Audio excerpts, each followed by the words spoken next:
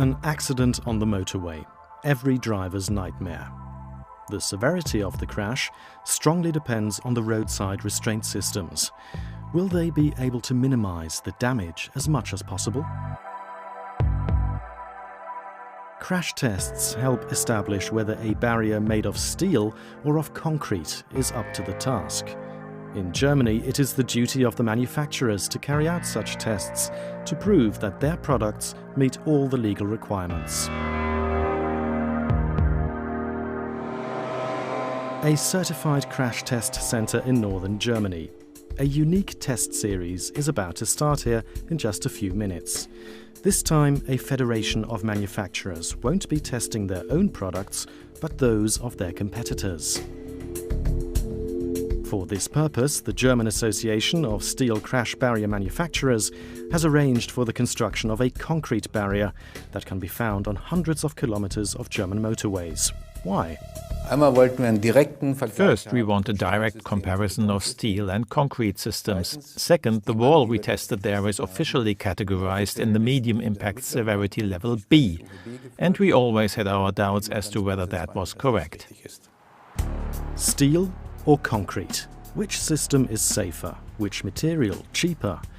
While driving on German motorways, it's hard to imagine that the issue of roadside restraint systems has been fueling a bitter dispute for years.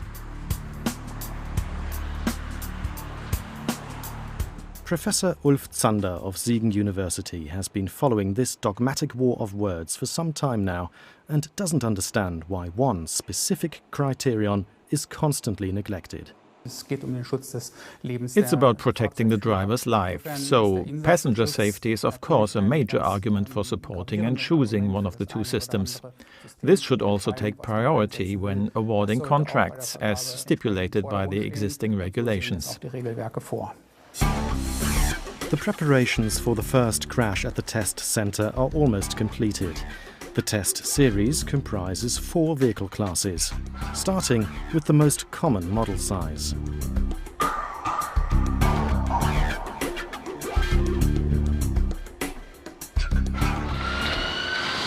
The saloon car hits the rigid concrete at 110 km per hour.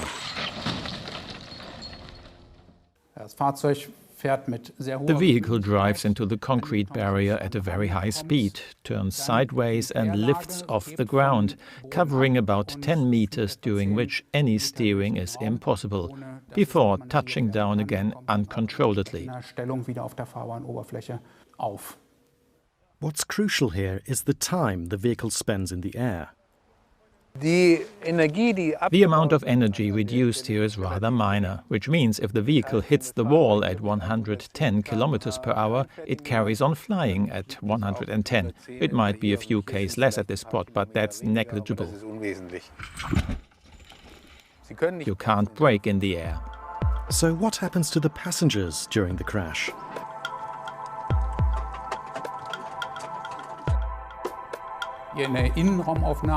The footage from inside the car shows how the entire body and head are accelerated towards the driver's door. The head hits and breaks the window. You can see the glass fragments flying through the car. Naturally, a far from reassuring outcome.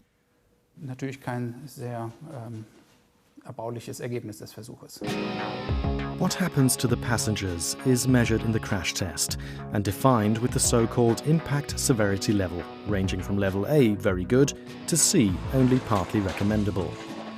Although this concrete barrier was awarded the B grade by the manufacturer, in the test, it only achieved C with great difficulty. An impact severity level of C, of course, means mortal danger, not just because of the direct injuries sustained, but also because the vehicle is disabled by the crash and therefore completely helpless in the face of any other traffic.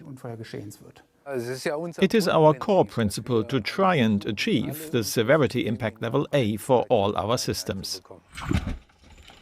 B systems should be the exception, and C systems shouldn't be built at all, really. But if you look at Germany's motorways, you'll find a somewhat different reality.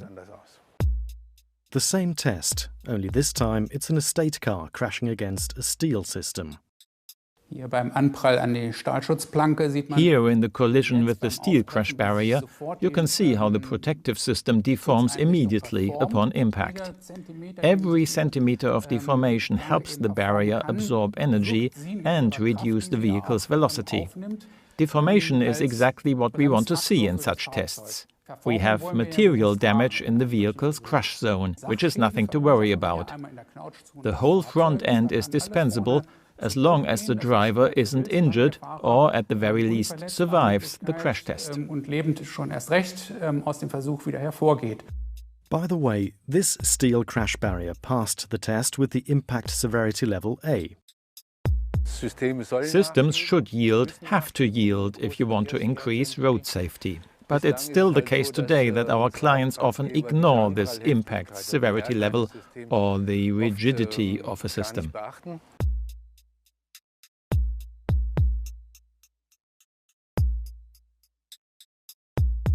A small passenger car hitting a concrete barrier first of all suffers considerable damage to the bodywork. But then, something else happens too.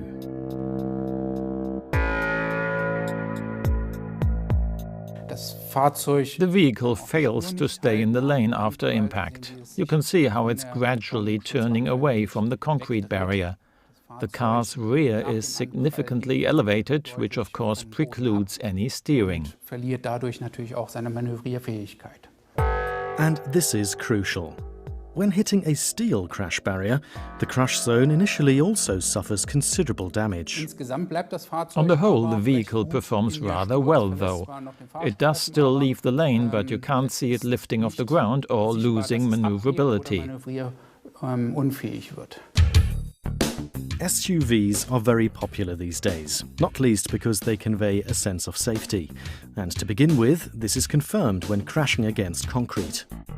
It would appear there's very little damage, but there's a significant acceleration of the vehicle. And as you can see rather well in this sequence, the rear is lifted up very high. All four wheels are off the ground and the vehicle flies several meters before touching down again, and it's still at a very high speed. The real-time footage proves just how fast the SUV still is after impact. The difference to crashing against steel is clearly visible.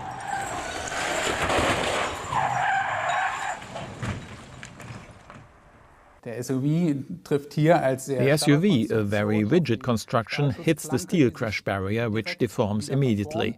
You can see clearly that the vehicle suffers hardly any damage thanks to its rigidity.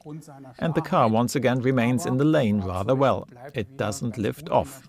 It takes its share of damage, but for the passengers, this accident is certainly tolerable.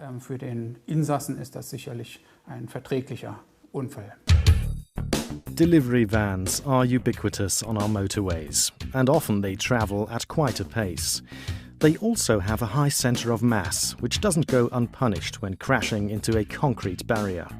The impact is severe and jerks the vehicle upward. It lands on its side and skids down the road at a very high speed, ultimately crashing into the tire barrier with considerable force.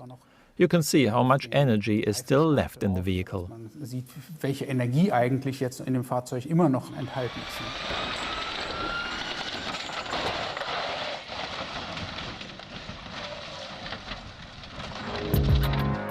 The collision with the steel crash barrier also almost overturns the vehicle. The high center of mass, of course, implies a lateral inclination. The steel crash barrier absorbs that here and the vehicle rebounds very shakily, but it stays on the road to a large extent. Now the driver can also use the brakes because the vehicle is back on the ground. It also remains in the traffic lane.